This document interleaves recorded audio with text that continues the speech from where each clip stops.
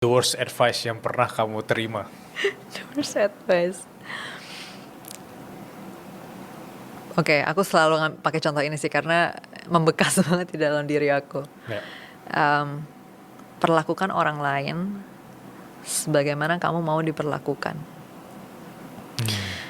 Kenapa itu the worst advice? Karena seperti yang tadi aku udah sempat cerita, aku banyak ada hal yang gak sama dengan orang lain gitu.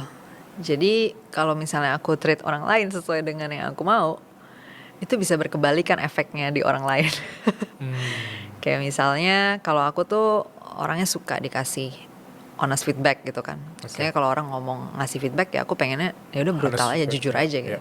Jeger-jeger aja. Walaupun menyakitkan, walaupun itu nggak menyenangkan untuk didengar gitu. Nah kalau aku perlakuin itu secara sembarangan aja, maksudnya ke semua orang aku ngelakuin itu aja gitu kan di mana-mana tanpa konteks gitu, unsolicited advice gitu kan, aku langsung ngasih aja segala macem.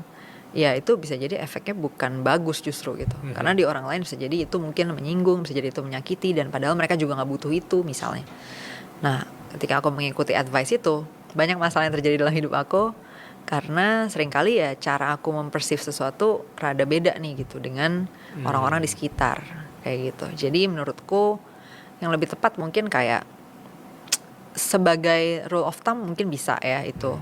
Karena orang pada umumnya mungkin cenderung cocok lah gitu cara melihat sesuatu. Tapi kalau mau dibikin lebih ideal lagi, mungkin lebih kayak perlakukan orang lain dengan seefektif mungkin gitu.